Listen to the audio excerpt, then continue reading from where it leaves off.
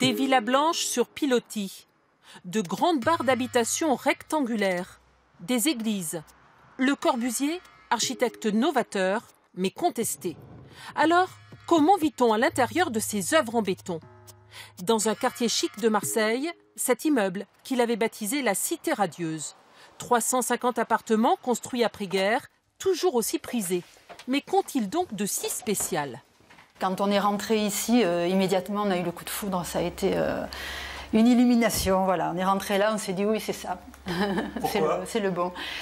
Puisque c'est tout Marseille, parce que c'est la mer, parce que c'est la luminosité. Révolutionnaire ce duplex tout en longueur, avec des baies vitrées et salle d'eau dans toutes les chambres. Placards intégrés et cloisons amovibles pour transformer l'espace. La Cité radieuse est inaugurée par Le Corbusier en 1952. 347 appartements pourvus du confort le plus moderne. Une modernité qui séduit encore.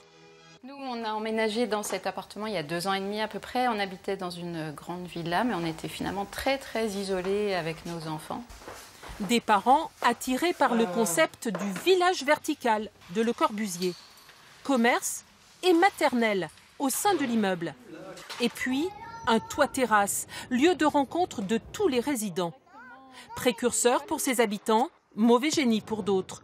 Le Corbusier est aujourd'hui au centre d'une polémique. En cause, son passé d'extrême droite, qui aurait influencé son œuvre. Dans les œuvres de Le Corbusier, on ne voit jamais les termes de plaisir, de jouissance, d'émancipation, etc. Non, c'est toujours la discipline, c'est toujours le sport qu'il considère comme étant quelque chose qui va justement permettre au corps d'être complètement discipliné, normalisé, standardisé. Le Corbusier, homme de contradiction. Cet adepte du béton s'était construit ce petit cabanon en bois sur la Côte d'Azur. Il y est mort en 1965.